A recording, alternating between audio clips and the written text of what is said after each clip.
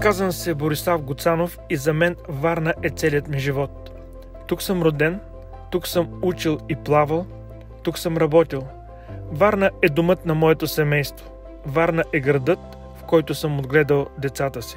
Като във всеки човешки живот, преживявал съм тук и хубави, и лоши моменти. Но едно е сигурно. Винаги съм се връщал и винаги съм обичал своя град. И аз като всеки човек имам своята история. Ето я. Морето е било за мен любов, изпитание и източник на вдъхновение. С годините открих, че мога да му се отблагодаря за това, което ми е дал. Намираме се на едно от най-рекламираните места през последните години от Политическа партия ГЕРБ и от кметът Иван Портних. Новопостроеното яхтено пристанище в Аспарухово, карантината. Много добра идея, безспорно, но как е изпълнена?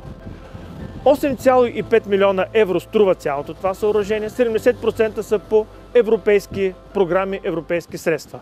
А дали може да влезе яхта в това яхтено пристанище? Защото ако се вгледате на входа на пристанището, спомняте ли се как Христос ходеше по водата? Скоро, благодарение на господин кмета Портних, и ние ще можем да ходим по вода. Защото просто ще можем да си минем от единия край на входа на пристанището до другият. Най-накрая някой ще понесе ли отговорност за безумията, които се случват в нашия град?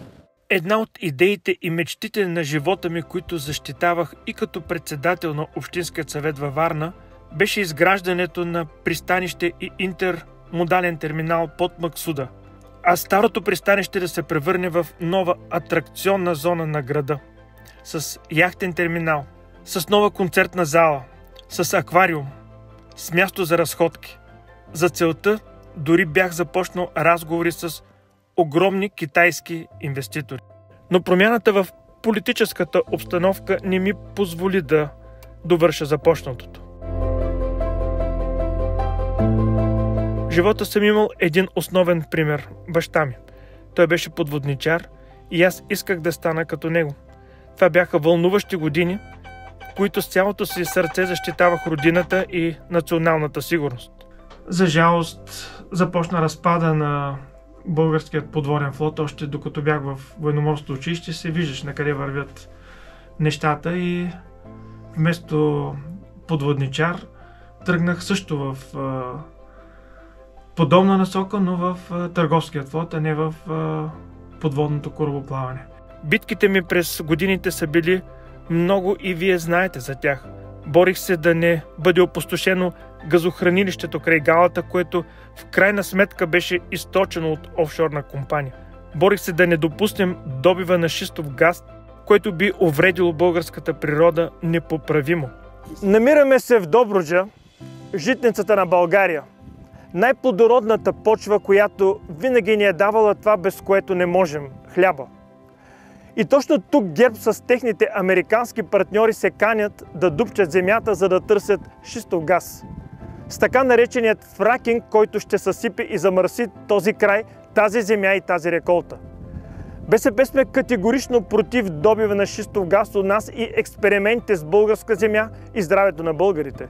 Борих се и срещу перките в морето, които биха съсипали българския туризъм, природа, екология и рибарство.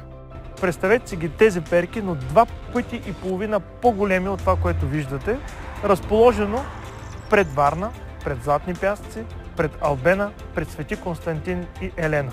Как ви се струва? Вие сте на плажа, под шезлонга и срещу вас ето такова чудовище се върти. Ще има ли някой турист, който да дойде? При всичките ми битки бях редом до вас и черпех сила и вдъхновения от разговорите с вас.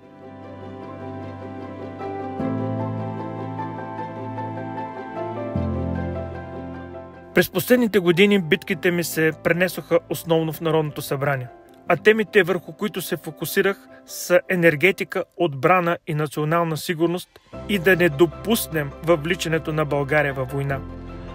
Коментира се, че ще помагаме и подпомагаме чужда армия в чужда война, загърбвайки българските интереси. Господин министър на войната, уважаеми колеги, ще се изпращат войски на двустранни основи в Украйна. Каква сигурност може да бъде това нещо? И нашия въпрос е към господин Тагарев. Господин Тагарев, с какъв мандат вие подписвате тези споразумения? Министерски съвет упълномощи ли и какво точно ви каза да подпишете? Ние сме на път да стане така, че да приемем чужди войски в България, независимо, че са натовски войски. Нещо, което не се е случвало никога в историята на България. По този договор 486 000 долара на ден са парите, които се плащат от всеки един от нас, от всеки един български гражданин, независимо дали се взима или не се взима газ. И в момента от Боташ няма доставки на газ. На следващо място, как ви се струва един договор подписан за 13 години, само за пренос са 2 милиарда 177 000 долара? Това не е ли национално предателство към сигурността на България и към доставките? България суверенна държава ли сме? Или сме станали колония бананова република?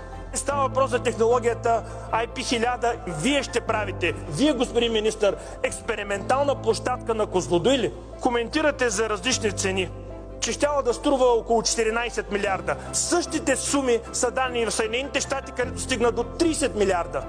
И всички разбирате, че това е черна дупка, поредната черна дупка за крадене на пари, които вие искате да направите. Някак си много леко мина това, че министър-председателя го няма в залата. Някой няма ли да зададе въпроса защо не е тук и какви са неотложните му ангажименти? Или може би го е страх да се появи в залата, за да не би по друг начин да се излезе? Днес е време борбата за бъдещето на България и защитата на националната ни сигурност да продължи. Затова заставам отново пред вас. И искам вашата подкрепа за БСП, за социалната политика, за достойна България в сигурна и мирна Европа. И помнете, аз винаги избирам Варна, България и вас. Купуването и продаването на гласове е престъпление.